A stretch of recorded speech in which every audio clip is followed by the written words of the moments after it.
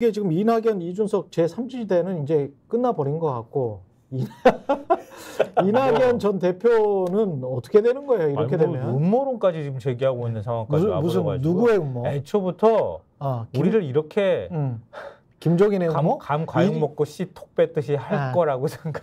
아니 그러면 음모를 짰다고 얘기를 하고 있어요. 40년, 50년 정치를 한 사람이 10년밖에 정치 안 한 10년, 20년도 안 됐죠. 그런 이준석에게 영선 의원에게 당했다는 거는 그거 더 창피한 일 아니야? 그게 창피한 일이지. 어제 이제 이낙연 대표가 공식적으로 기자회견 열고 원래 10시에 기자회견 한다고 그런 거 11시로 미뤄서 기자회견 했는데 거기서 나온 얘기입니다. 일단 사과를 했습니다. 신당 통합 좌절로 크나큰 실망을 드렸다. 부실한 통합 결정이 부끄러운 결말 나왔다. 머리 숙여서 사과드린다. 근데 이렇게 뭐 얘기할 수 있겠죠. 통합을 기대한 유권자들이 있으니까. 이게 이낙연의 말이에요? 그렇죠. 이낙연 대표 기자회견 얘기하는 건데 그렇게 얘기한 다음에 구절이 이제 말씀하신 그 대목인데 이준석 대표를 향해서 이렇게 얘기했습니다. 통합을 깨거나 저를 지우기로 일찍부터 기획했던 것으로 보인다. 특정인을 낙인 찍고 미리부터 배제하려고 한 거 아니냐. 이렇게 얘기를 했거든요. 그래서 이게 어쨌든 통합은 깨졌다는 걸 기정사실화하고 지금 새로운 미래로 다시 돌아간다. 이걸 기정사실화했고 그다음에 12시에 이준석 대표가 바로 또 기자회견을 열었습니다. 근데 이렇게 얘기를 했어요. 참담한 마음으로 국민들께 사과드린다. 할 말이야 많지만 애초에 각자 주장과 해석이 엇갈리는 모습이 국민들 보기에 눈살 찌푸려질 것이라서 얘기하지 않겠다 이렇게 얘기했고 감당할 수 없는 일을 관리할 수 있다고 과신했던 것은 아닌지 앞으로에 대한 호언 장담보다는 겸허한 성찰의 말씀을 올린다. 그리고 소중했던 분들의 마음을 함부로 재단했던 것은 아닌지 사과한다. 이렇게 얘기를 했거든요.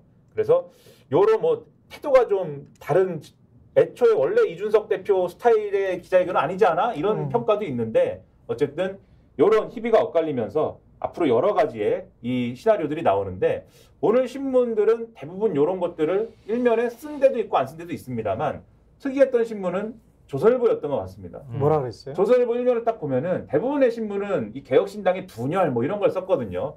이낙연, 이준석 개갈 길 가나 이렇게 썼는데 이 신문은 딱 6억을 챙겼다. 이 부분을 딱 타격을 했어요. 그래서 6억을 챙긴 게 이준석이 챙겼다? 그렇죠. 6억 먹튀. 요걸 정확하게 딱 타격을 하면서 땡기고 이낙연 버려버렸다. 뭐 이런 그렇죠. 거지. 그 6억을 땡겼고 그 기사를 넘기다 보면은 이제 이준석 대표가 계속 얘기하는 게 이 6억 6천만 원 이 보조금 받은 거에 대해서 반환하거나 기부하겠다 이렇게 주장을 하는데 그럴 수 있는 방법이 없다. 조선일보 이걸 정확하게 지적을 하고 있거든요. 왜냐하면 제도적으로 보조금 받은 걸 정당이 선관위에 반납할 수도 없을 뿐더러 이 국고보조금 받은 거 경상도 보조금의 형태로 받는 것이기 때문에 용처가 정해져 있습니다. 정당을 운영하는 데 쓰도록 돼 있어요. 그렇군요. 이 돈을 기부할 수 없습니다. 그런데 어쨌든 기부한다고 주장을 한다. 이 지적을 하고 그다음에 이것에 대해서 굉장히 이 사설에서도 사설 제목이 개혁 야합 11일 만에 파탄 남은 건 6억 국고 보조금. 그래서 사설 보면은 형법을 적용한다면 보조금 사기라는 말을 들을 수 있다.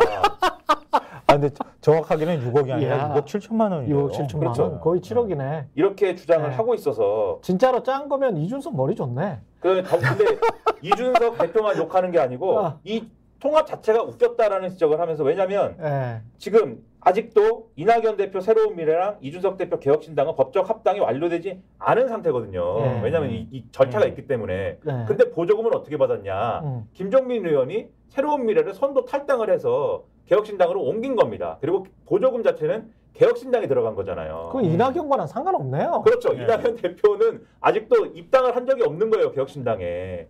그러니까 이것도 꼼수 편법 아니냐. 그러면 지금 김종민 의원은 다시 탈당해가지고 새로운 미래로 가야 되는 거예요. 지금.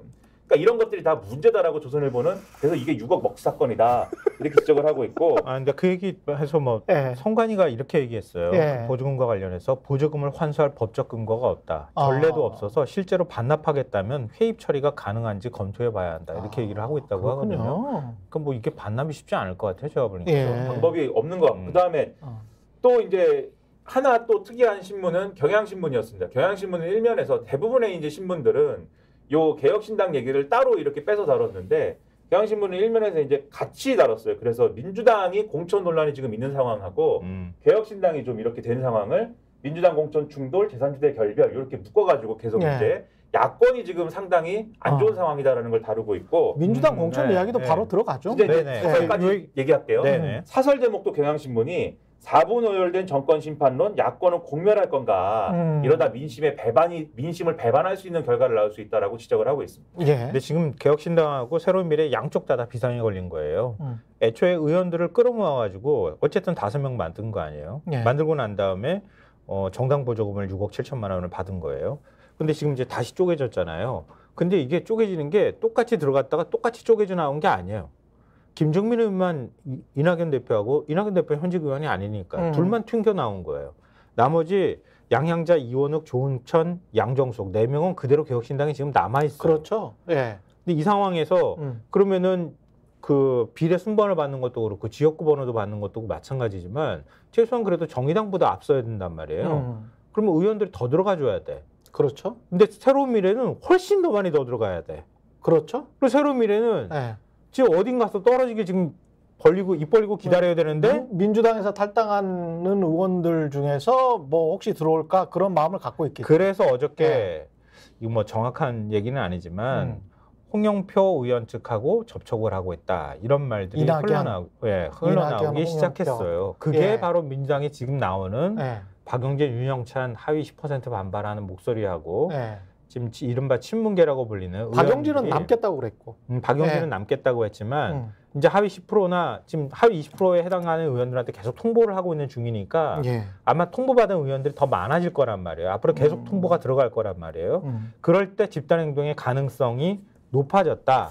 이런 보도들이 지금 나오고 있는 거죠. 지금 그러면 이 모양새는 어떻게 보면 초록이 동색이다라고 느끼게 되는데 이낙연, 홍영표, 윤영찬 이러면 비슷한 색깔인 것 같은데요? 그래서 그 부분 관련해서 신문에 난 거 위주로 조금 더 말씀을 드리면은 지금 말씀하신 홍영표 의원과 새로운 미래의 김종민 책임위원, 여긴 책임위원이라는 말을 쓰나 봐요. 김종민 의원이 심야 회동을 했다라고 동아일보가 보도했습니다. 그러니까 동아일보의 보도가 사실인지는 확인해봐야 되겠지만 그래서 김종민 의원이 홍영표 의원한테 막 설득을 한 거예요. 이 앞으로 탈당 많이 할 거 아니냐. 근데 홍영표 의원을 왜 찾아갔냐라면은 지금 보도를 또 보면은 홍영표 의원 중심으로 이 비주류가 홍영표 의원 방에 모여서 앞으로 어떻게 할지에 대해서 대책 논의를 했다는 거예요. 그러니까 이낙연 신당 쪽에서는 이 새로운 미래 쪽에서는 홍영표 의원을 접촉하면은 많이 좀 데려갈 수 있지 않을까. 요 기대를 하고 있는 측면이 하나가 있는 것 같은데 일단 여기에 대해서 무슨 확답이라든가 이런 얘기는 안 하고 있고 이 동아일보 기사를 보면은 포섭 대상인 의원들은 유보적인 태도를 보이고 있다 이렇게 설명을 하고 있습니다. 왜냐하면 지금 제3지대가 파행을 겪으면서 매력이 없는 상황이다. 어떤 중진 의원이 이렇게 얘기를 했다고 하고 또 민주당 또 한 의원이 잔뼈가 굵은 비명 중진 입장에서는 제3지대로 가는 것과 무소속으로 출마하는 것 중 무엇이 이번 총선과 향후 정치 생명에 도움이 될지 고민할 것이다. 그러니까 새로운 미래로 가버리면 새로운 미래랑 민주당 관계가 이재명의 민주당 관계가 나중에 어떻게 될지를 모르는 거지 않습니까? 대선 때까지. 그렇죠. 이걸 모르는 건데 무소속으로 나가서 예를 들면은 정말 만에 하나 당선이 됐다. 라고 하면 민주당 복당 가능성도 열리는 거잖아요. 그렇죠. 이거는 저울질 해볼 문제인 거고 그 얘기를 유권자들한테 또 설명하면서 내가 득표가 어느 정도로 어떻게 바뀔 거냐를 또 계산해봐야 되는 거기 때문에 실제로 그럼 탈당을 하면은 다 뭐 새로운 미래로 가는 거냐는 모르는 거고 또 이원욱 의원, 조응천 의원이 있기 때문에 개혁신당으로 가는 사람들도 있을 수 있다. 근데 탈당을 하겠다는 사람이 없는 건 아닌 것 같은 게 탈당을 하겠다는 얘기도 일부 이 보도에는 실명이 언급된 의원도 있어요. 누구요? 동아일보에 박영순 의원은 민주당을 탈당할 가능성이 큰 것으로 전해졌다. 뭐 이렇게 나오는 대목도 있거든요. 대전 대덕구인데 여기 친명계 박정현 전 최고위원 출마한다고 하는 지역구예요. 그래서 이런 게 현실이 되느냐 등등은 여전히 남아있고 또 서른 의원에 대해서 열심히 접촉한다는 얘기도 있는데 그건 이제 오래됐어요. 그건 오래된 얘기입니다. 뭐 지켜봐야 되겠는데 아직은 이제 확정적인 건 아닌 것 같다. 스픽스가 말하는 언론입니다. 대세는 유튜브, 그중에서 스픽스. 좋아요, 댓글, 구독, 알림 설정. 여러분이 저희를 사랑해 주시고 우리가 여러분을 사랑하는 4가지 방법입니다.